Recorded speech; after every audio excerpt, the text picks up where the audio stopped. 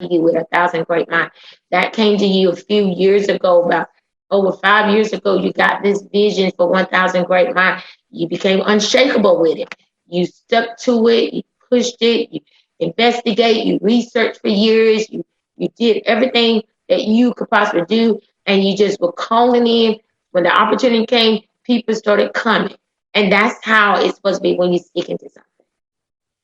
Yes, unshakability. The oak tree, especially, it takes a long time to get that strength, but it's always there.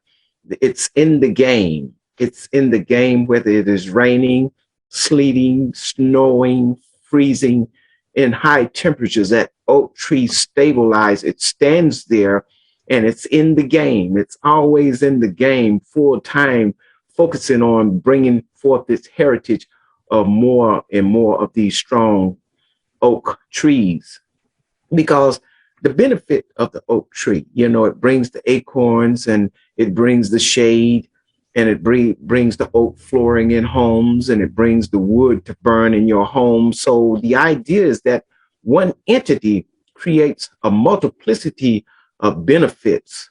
And that 1,000 Great Minds that remind me of the oak tree and all the benefits that it brings, the beauty that it brings, and the stature that it brings, the stabilization that it brings. And that's the concept of 1,000 Great Minds, to be able to stand there and be in the game. And one thing about being in the game is there's something that you may not experience in regular everyday living or life. When you're in the game, there's a thing called right on time learning, something that you just did not know, but in an instant, you learn it right on time. And the way I explain that story is like Michael Jordan, and he, hypothetically, the score was 99-99. There were 3 seconds left in the game.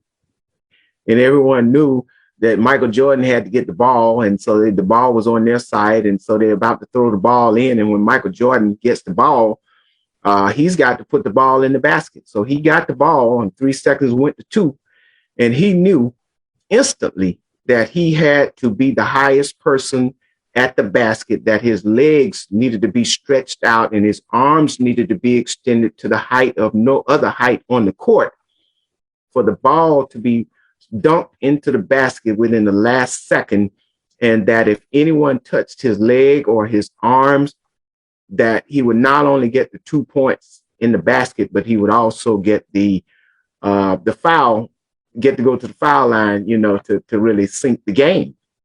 And I think that's how he came up with his trademark, the Air Jordans, where his arms are stretched out and his legs are stretched out, through that same type of concept of right on time learning, where you have just a few seconds left and you got to lay it down, and you got to do it right. It's got to be perfect. You got to win.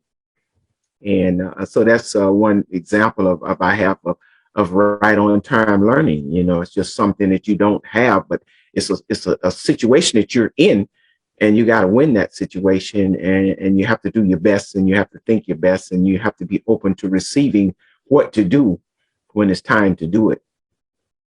And right on time learning is a huge thing that you don't get unless you're in the game, unless there's something else, in regular life, and you go, oh my gosh, I made this decision. It was a great decision. But in a winning situation, it makes you feel much better.